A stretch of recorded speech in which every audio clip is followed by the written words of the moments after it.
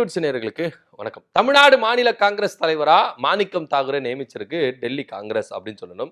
கொஞ்ச நாளைக்கு முன்னாடி செல்வ பெருந்தகை அவர்கள் மாநில தலைவரா இருந்த பொழுது டெல்லிக்கு கடிதம் அனுப்பினார். ஐயா, என்ன தயவு செய்து என்ன பண்ணுங்க, இந்த மாநில தலைவர்ல இருந்து என்ன விடுதலை ஆக்கிடுங்க, தயவு செய்து என்ன விடுதலை ஆக்கி விட்டுருங்க, நான் காங்கிரஸ் இருந்து விடுதலை ஆகி போயிடுறேன் அப்படின்னு சொல்லிட்டு என்ன பண்ணிருக்காரு, ஒரு கோரிக்கை வச்சிருக்காரு. ராஜினாமா கடிதம் கொடுத்தாரு. மல்லிகார்ஜுன கார்கே கூட பார்த்து என்ன பண்ணாரு, என்ன ராஜினாமா கடிதத்தை ஏத்துக்கங்க, நான் விலகிடுறேன் அப்படின்னு சொன்னாரு. கொஞ்சம் வெயிட் பண்ணுங்க அப்படின்னு சொன்னோனையும் இவர் என்ன பண்றாரு, வந்துட்டார். ஆனா செல்வ பெருந்தகை மேல ஏகப்பட்ட குற்றச்சாட்டுகளை இங்க இருக்கிற காங்கிரஸ் தலைவர்கள் பல பேர் என்ன பண்ணாங்க, டெல்லிக்கு அனுப்பி வச்சாங்க. இதனால செல்வ பெருந்தகை மேல ஒரு கோபத்துல டெல்லி காங்கிரஸ் இருந்தது அப்படின்றதுல எந்த வித மாற்று கருத்தும் இல்லை. ஏன்னா தேர்தலுக்கு முன்பாக இந்த கூட்டணி, திமுக காங்கிரஸ் கூட்டணி அப்படின்னு ஒண்ணு இருக்குல்ல, இதை உடைக்காம பார்த்துக்கிட்டவர் செல்வ பெருந்தகை அவர்கள். ஏன்னா அப்பவே காங்கிரஸ் தாவேக்கா கூட கூட்டணி வைக்க வேண்டியது. ஏன்னா பிரவீன் சக்கரவர்த்தி அவர்கள் என்ன பண்ணாரு, இது சூப்பரா காய்களை நகர்த்தினார். திமுக கூட்டணி நம்மளுக்கு வேண்டாம், காங்கிரஸுக்கு போனா நம்மளுக்கு 60 சீட்டு கொடுக்குறாங்க, 60 சீட்டு வாங்கிட்டு நம்ம ஜெயிச்சிடலாம், அவங்க ஆட்சியில் அதிகாரத்தில் பங்கு தரேன்றாங்க, அப்படின்ற பட்சத்தில் நம்ம என்ன பண்ணலாம், அங்க போயிடலாம் அப்படின்னு சொல்லிட்டு ராகுல் காந்தியை கூட காம்ப்ரமைஸ் பண்ணிட்டு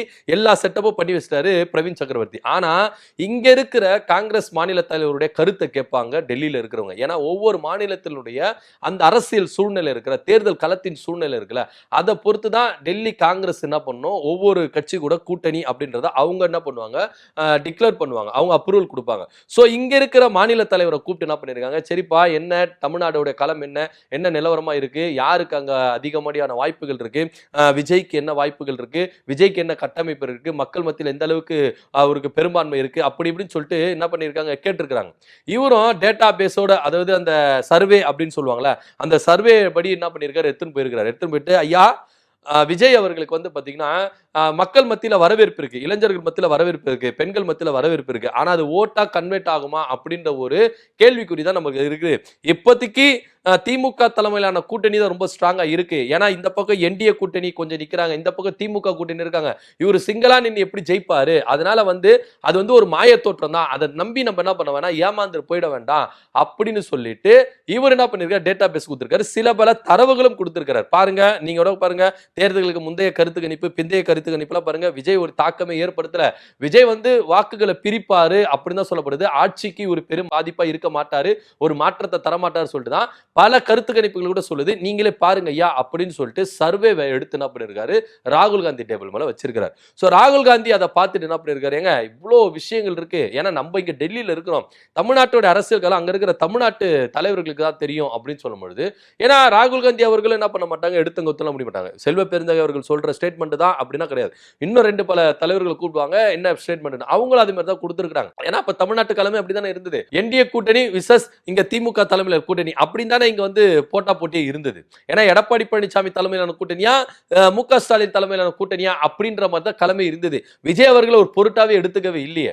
அப்படி இருக்கும்போது தான், ஏன்னா இதை எல்லாருமே அக்செப்ட் பண்ணிக்கிட்டாங்க. ஏன்னா பத்திரிகையாளர்ல இருந்து, டிவி காரங்கள்ல இருந்து, அதுக்கப்புறம் அரசியல் விமர்சகர்கள் இருந்து எல்லாருமே இந்த சர்வே கூட எடுத்தாங்க பாத்தீங்களா, தேர்தலுக்கு முந்தைய கருத்து கணிப்பு, பிந்தைய கருத்து கணிப்பு அப்படின்னு சொல்லிட்டு கருத்து கணிப்பு விட்டாங்களா. பல நிறுவனங்கள் கூட இங்க விஜய் ஒரு பொருட்டாவே எடுத்துக்கல. ஒரே ஒரு நிறுவனம் மட்டும்தான் விஜய் ஆட்சியை பிடிப்பாருன்னு சொல்லிட்டு அதுவும் பெருசா எடுபடல.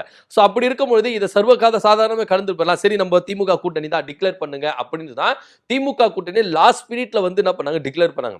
அப்போ கூட நம்ம ஸ்டாலின் அவர்கள் இப்படி பண்ணார்ல, முடிஞ்சிருச்சு அப்படின்னு. ஏன்னா அந்த டைம்ல காங்கிரஸ் விட்டுட்டு போற நிலைமையில ஊசலாடி இருந்தது. காங்கிரஸ் எப்ப வேணாலும் அந்த பக்கம் போகலாம் அப்படின்னு சொல்லிட்டு, சோ டெல்லியில இருந்து கிரீன் சிக்னல் கொடுத்ததுனால இங்க திமுக கூட்டணி அப்படின்ற ஒரு அக்செப்ட் இருந்தது. இது முழுக்க முழுக்க செல்வ பெருந்தகையால நடந்தது அப்படின்னு கூட இங்க காங்கிரஸ்ல ஒரு கருத்து கணிப்புகள் இருக்கு. சோ இப்படி இருக்கும்போது ரிசல்ட் வந்த பிறகு அப்படியே டோட்டலா சேஞ்ச், எல்லாருக்குமே அக்செப்ட். அதுக்கப்புறம் பிரவீன் சக்கரவர்த்தி என்ன சொன்னார்னா, நான் அப்பவே சொன்னேன், நீங்க கேட்கவே இல்ல, சும்மா மாநில தலைவர் அங்க இருக்கிற லோக்கல் ஆளுங்க சொல்றாங்க சொல்லிட்டு நீங்க அது மாதிரி முடிவெடுத்தீங்க, இப்பவும் கெட்டு போகல, நம்ம அவருக்கு மெஜாரிட்டி கிடைக்கல, சோ அதன் அடிப்படையில் நம்ம என்ன பண்ணலாம், இப்போ கூட்டணி வைக்கலாம், ஆட்சி அதிகாரத்தில் பங்கு பெறலாம் அப்படின்னு சொல்லிட்டு தான் 5 எம்எல்ஏக்கள் வைத்திருந்தா கூட அவங்க என்ன பண்ணாங்க, ஸ்பீடா போய் என்ன பண்ணிட்டாங்க, கூட்டணியில் சேர்ந்துட்டாங்க. அப்போ இவங்களுடைய கருத்து கணிப்புல கேட்கவே இல்லை மாநில தலைவருடைய. ஏன்னா மாநில தலைவர் இது மாதிரி ஒரு தவறான தகவல் கொடுத்துறாருன்னு சொல்லிட்டு டெல்லியில இருந்து அவருக்கு ஒரு நல்ல பேர் கிடைக்கவே இல்லை. ஏன்னா ஒருவேளை தாவேக்கா கூட காங்கிரஸ் கூட்டணி வச்சிருந்தா 60 சீட்டு கிடைச்சிருக்கும், அதுல குறைஞ்சபட்சம் நம்ம ஒரு 40-50 வந்திருக்கலாம் அப்படின்றது தான் காங்கிரஸோட எண்ணமா இருந்தது. சோ இந்த வாய்ப்பை நம்ம மிஸ் பண்ணிட்டோமே அப்படின்னு சொல்லிட்டு தான் காங்கிரஸ் செல்வ பெருந்தகை மேல ரொம்ப பயங்கர கடுப்புல இருந்தாங்க. இங்க இருக்கிற தலைவர்கள் கூட பலரும் என்ன பண்ணாங்கன்னா, இவருடைய பேச்சுனாலதாங்க, ஏன்னா வேட்பாளர்களை தேர்வு செய்திலும் முறைகேடு நடந்திருக்கு, இது மாதிரி கூட்டணி கூட்டணி அமைச்சதுல சர்வே அப்படின்ற பேர்ல இப்ப முறைகேடு நடந்திருக்கு, அதனால இவர் மாநில தலைவர் இருந்து பதவியில இருந்து நீக்கணும் அப்படின்னு சொல்லிட்டு தான் அவர் என்ன பண்ண நீக்கினாங்க. சோ எல்லாமே பண்ணியாச்சு. இப்ப மாணிக்கம் தாகூர் வந்து என்ன பண்ணிருக்காரு, மாநில தலைவரா இருக்கிறாரு. இங்க வந்து செல்வ பெருந்தகை ரிலீஸ் பண்ணிருக்காரு. விஷயம் இப்ப என்ன அப்படின்னு பாத்தீங்கன்னா, செல்வ பெருந்தகை அவர்களை மாநில தலைவர்கள் இருந்து ஒதுக்குனாங்க அப்படின்னு இல்ல, கட்சியில இருந்தே ஒதுக்குறதுக்கு பிளான் போட்டு இருக்காங்களாம்.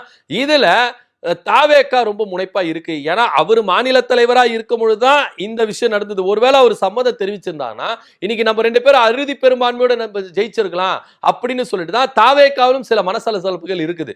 சோ இதனால இங்க வந்து அப்படியே டோட்டலா காங்கிரஸ் விட்டு செல்வ பெருந்தகை அவர்களை ஒதுக்கிடலாம் அப்படின்னு தான் காங்கிரஸ்ல பக்காவா பிளான் போட்டு இருக்காங்க.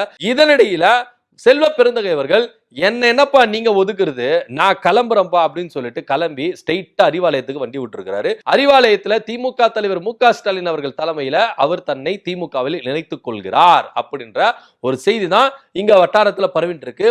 ஒட்டுமொத்தமா இப்போ காங்கிரஸ்ல இருக்கிற செல்வ பெருந்தகை அணியினர் அப்படியே அலேக்கா இந்த பக்கம் வராங்க, திமுக பக்கம் வராங்க. இதற்கு திமுக தலைவர் மு.க. ஸ்டாலின் அவர்கள் கண்ணசைவு கொடுத்துட்டார் அப்படின்னு தான் பார்க்கணும். இனிமேட்டு இருந்து இந்த கூட்டணி கட்சிகள் அப்படின்ற ஒரு தர்மம் கடைபிடிச்சிருக்கப்பட்டது திமுக தரப்புல இருந்து. ஏன்னா மதிமுக இருந்து பல பேர் விலகி திமுக நேரேனாங்க தேர்தலுக்கு முன்பாக. அப்ப கூட மு.க. ஸ்டாலின் அவர்கள் என்ன சொன்னா, கூட்டணி தர்மம் இருக்கு, வேண்டாம், வைகோ நம்ம கஷ்டப்படுத்த வேண்டாம் அப்படின்னு சொல்லிட்டு தான் மதிமுக இருந்து மல்லை சத்யா கூட வந்து நம்ம சேர்த்துக்கவே இல்லை. விசிகாவில இருந்து காங்கிரஸ்ல இருந்து பல கட்சிகள் இருந்து என்ன பண்ணாங்கன்னா திமுக பக்கம் படையெடுக்க ஆரம்பிச்சாங்க. ஆனா மு.க. ஸ்டாலின் அவர்கள் கூட்டணி தர்மம், கூட்டணிக்குள்ள இருக்கிறாங்க, அப்படி தப்பு பண்ணக்கூடாது, நம்ம அப்படி பண்ணனா நம்ம கூட்டணி கட்சிகளை நம்மளே உடைக்கிற மாதிரி சிதைக்கிற மாதிரி ஆயிடும், அதெல்லாம் வேண்டாம் அப்படின்னு சொல்லிட்டு அவரு கூட்டணி தர்மம் அப்படின்றத ஒன்ன கடைபிடிச்சிட்டு வந்தார். இனி அதெல்லாம் வேலைக்கு ஆகாது.